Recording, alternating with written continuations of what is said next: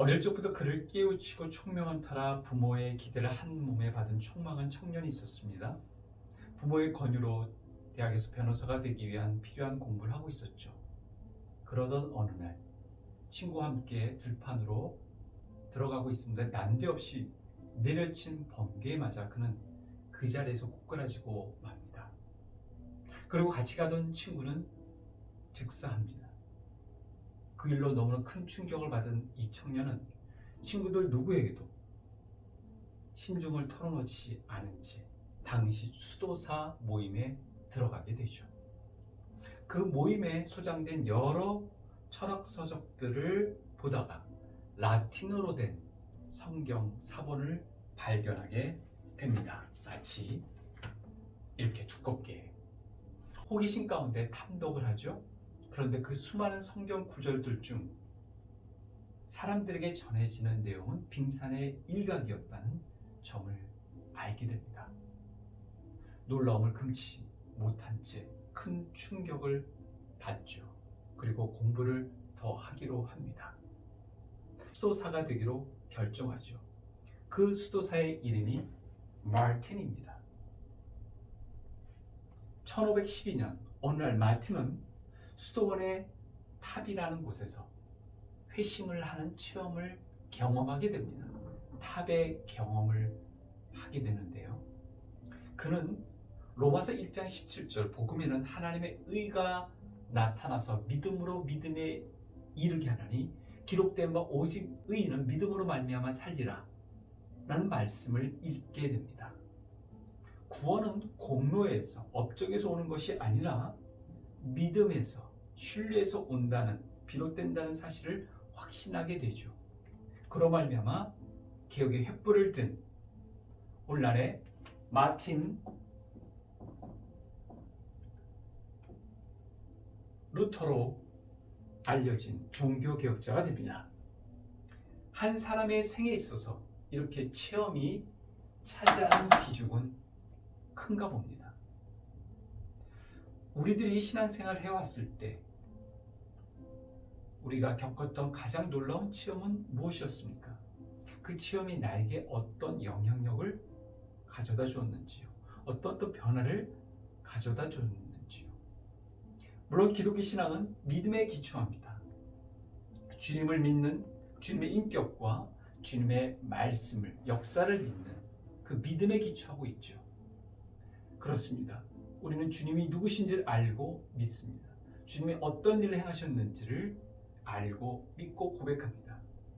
동시에 기독교는 체험을 중시하는 신앙체계이기도 합니다. 야곱의 베델 경험, 분리의 경험 우리는 창세기를 통해서 알게 됩니다. 왜 하나님은 그의 백성들에게 그런 특별한 독특한 체험을 하게 하셨을까? 어떤 이는 신앙이 지루하지 않기 위해서 체험을 원하기도 한다고 하죠. 어떤 이는 다른 이들보다 더 하나님의 사랑을 받고자 체험을 원하기도 합니다. 신비한 체험일수록 하나님의 사랑을 더 받고 있고 능력을 취할 수 있다고 생각한 탓입니다. 어떤 이는 직면한 생활 문제, 역경을 헤쳐나갔으면 혹은 풀렸으면 하는 바람에서 체험을 원하기도 합니다. 우리들 각자는 혹은 여러분은 어떤 동기에서 체험을 원하셨습니까? 하나님께서 그의 백성들에게 체험을 허락하신 몇 가지 중요한 이유들을 우리는 성경상에서 발견하게 되죠. 하나님이 맡기신 일을 제대로 수행할 수 있도록 위해서 주어진다는 사실입니다. 모세를 기억하십니까? 또한 기드온을 기억하십니까? 또 하나, 힘든 역경을 이겨낼 수 있는 원동력이 될 수 있게끔 체험을 허락하시기도 합니다. 야곱의 경우, 요셉의 경우, 여러 신앙의 위인들 가운데서 발견될 수 있는 요소입니다. 그런데 성경에 등장하는 여러 위인들의 경우에서 그러하듯이 신앙 체험은 한 사람의 인생을 바꾸는 힘이 있습니다. 신앙 체험은 하나님이 자신의 삶에 개입하고 계시다는 것을 무엇보다도 강하게 확신시켜 줄 수 있습니다. 특히 하나님을 만나는 체험은 인생을 송두리째 바꾸게 하는 힘이 되기도 하죠. 더 하나님을 신뢰하고 더 하나님께 맡기고 헌신하며 순종하는, 심지어 희생하는 그 길로 들어서게 하기도 합니다. 물론 체험은 내가 원한다고 해서 주어지는 것만은 아닙니다. 대부분의 경우는 그냥 받는 것이죠. 갑작스럽게 어떤 환경 가운데서 말이죠. 어떤 처지 가운데서, 위기 가운데서도 말입니다. 그러니까 많은 경우 하나님께서는 어떤 목적과 계획이 있으셔서 우리에게 체험을 주신다고 정리할 수 있을 것 같습니다. 물론 영적인 도전과 도약을 위해서도 주신 경우가 많죠. 그래서 어떤 특별한 기간을 정해놓고 여러분이 영적인 훈련을 할 때 하나님은 체험을 주시기도 합니다. 말씀과 더불어서. 여러분, 예수님은 어떠셨을까요? 예수님도 자신의 공생의 기간 가운데 3년 전으로 놀라운 경험을 하게 됩니다. 체험을 하게 되죠. 예, 광야의 체험 마찬가지입니다. 근데 광야의 체험 전에 세례를 받으시지 않습니까? 세례 요한에게 그때 위로부터 어떤 음성이 들리죠? 이는 내 사랑하는 아들이요 기뻐하는 자로다. 근데 이 음성이 또 한 번 들립니다. 그럼 공생의 중이죠. 즉 이제 순환을 맞이하시는, 십자가의 고통과 역경과 희생을 치러야 되실 것을 크게 멀리 두지 않는 시점에서 그 말씀을 듣게 됩니다. 그러니까 광야의 속독한 훈련을 잘 거칠 수 있게끔 용기를 불어 넣어 주시기 위해서 그 천상의 소리가 들려졌다면, 이제 십자가라는 그런 고난을 잘 혹독한 역경을 잘 치를 수 있도록 담대함을 주시기 위해서 그런 음성을 주셨다는, 천상의 인증샷과 같은 그런 인증 소리라고 얘기할 수 있겠죠. 그것을 허락하신 게 아닌가 싶습니다. 그러니까 그 음성을 들으셨기에 그 부당한 혐의를 씌우는 모멸감도, 그리고 살과 뼈가 찢어지고 떨어져 나가는 그 고통을 이기신 게 아닐까 싶은 부분입니다. 한 사람을 향하여 주시는 놀라운 체험, 거기에는 신앙의 유익이 분명히 있습니다. 우리는 베드로의 삶에서도 그것을 확인하게 됩니다. 베드로가 처음 예수님을 만났을 때 그는 그 배가 만선이 되는, 밤새도록 그물을 내려서 고기를 잡으려 했지만 한 마리도 잡을 수 없었던 낙심의 자리, 좌절의 자리에서 주님을 만나고 주님의 말씀에 따라서 그물을 내렸을 때 놀라운 일들을 경험하게 되죠. 그뿐 아닙니다. 자신이 예수님의 제자가 되어서 공생애를 시작하려고 할 때 자신의 장모 되신 분이 열병이 있자 또 열병이 나가는 것도 경험하게 됩니다. 이제 주님과 함께 여러 기적들과 표적들과 이적들을 보게 되죠. 체험하게 됩니다.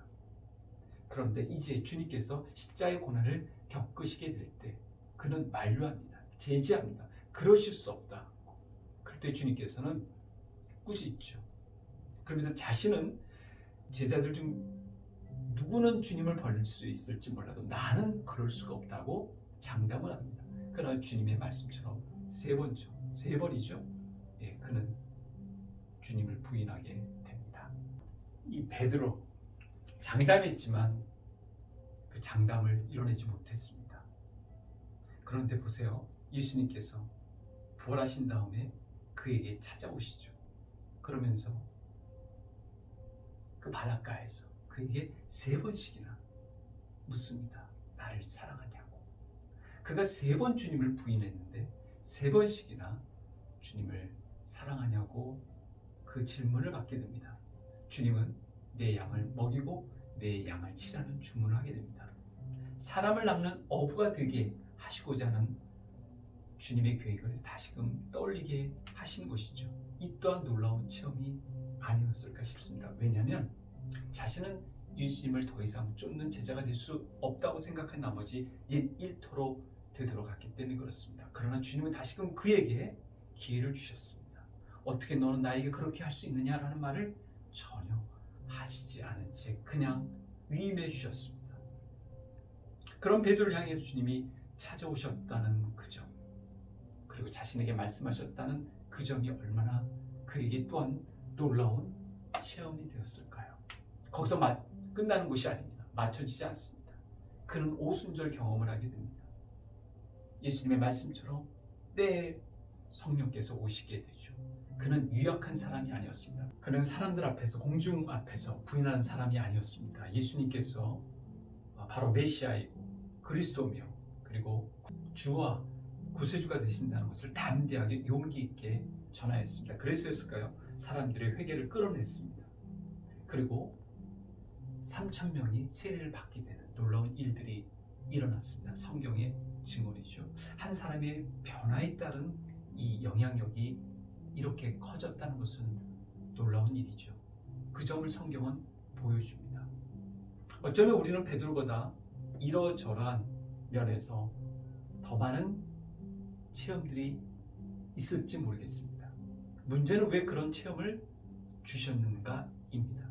그것을 알아야 되겠죠? 그것을 깨달을 필요가 있습니다. 이유 없는, 목적이 없는, 계획이 없는 체험은 없습니다. 분명한 그 체험에는 하나님께서 우리를 새롭게 만들어 가시는 하나님의 계획이 있는 것이죠. 그래서 여러분께 한번 여쭙고자 합니다. 이 사순절, 우리에게는 어떤 체험이 필요합니까? 시련을 앞둔 이들에게는 담대함을 줄 수 있는 체험이 필요하듯, 잘못한 일을 한 이들에게는 그 과오를 하나님 앞에 고백할 만한 죄책감을 가지면서 하나님 앞에 용서를 구해야 할 회개가 필요한 체험이 필요하듯이, 혹은 무기력한 신앙생활을 하고 있는 이들에게는 그 무기력함에서 벗어날 수 있는 뭔가 자극적인 그런 체험이 필요하듯이 우리에게는 어떤 체험이 필요할까요? 예수님처럼 주님 주신 미션, 과제를 성취하기 위해서 우리는 그 체험을 통하여 잘 감당할 수가 있게 될 것입니다. 감당할 필요가 있게 될 것입니다. 가정에서, 일터에서, 그리고 관계 속에서, 그리고 주어진 교회 공동체 속에서 주님이 행하시고자 하는 것을 성취하도록 하는 체험 말이죠. 사순절 기간 동안 우리는 이것을 위해서 구할 필요가 있겠습니다. 주님, 저희가 꼭 필요한 체험을 허락하여 주옵소서. 그것을 통해서 하나님의 뜻이 하늘에서 이루어진 것처럼 땅에서도 이루어지게 하옵소서. 제가 발 딛고 있는 곳, 관계를 맺고 있는 곳에서 놀라운 일들이 일어날 수 있도록 제가 변화됨으로 말미암아 그 놀라운 변화가 일어날 수 있게끔 도우시옵소서라고 말이죠.